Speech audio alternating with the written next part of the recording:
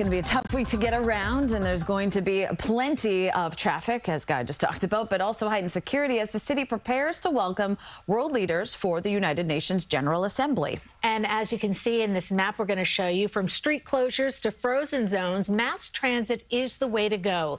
Christina Fan joins us live from outside United Nations headquarters with more on what we can expect. Good morning, Christina.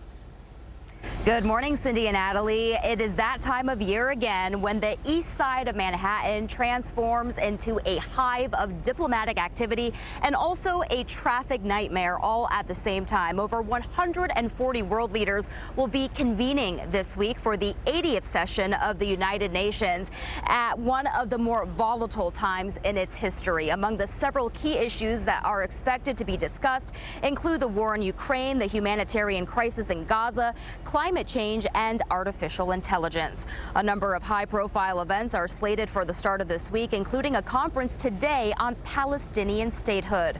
World leaders, including UK Prime Minister Keir Starmer and French President Emmanuel Macron, are expected to recognize a Palestinian state during the general debate. The Assembly has already voted for a two-state solution to the conflict. On Tuesday, President Trump is set to speak. International relations experts say this week is an incredibly important time for countries to have critical conversations. There's a meeting on what's the two-state solution. There's a meeting on AI governance. There's meetings on our status on the Sustainable Development Goals. There are many, many different sessions because it's such a magnet to bring world leaders together. And here's a closer look at the street closures that will be in effect for the next few days. First Avenue will be shut down from 42nd Street to 48th Street.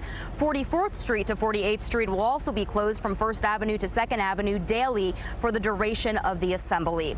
The NYPD warns there will also be rolling and intermittent closure citywide as delegations move between venues. Historically, traffic speeds are at their lowest this time of year, crawling at less than 4 miles per hour. So as we have been mentioning all morning, your best bet is to take mass transit. For now, reporting live from the east side, Christina Fan, CBS News, New York. All right, Christina, thanks so much. And we'll have continuing coverage of the UN General Assembly throughout the week. For a list of street closures, you can head to our website, cbsnewyork.com.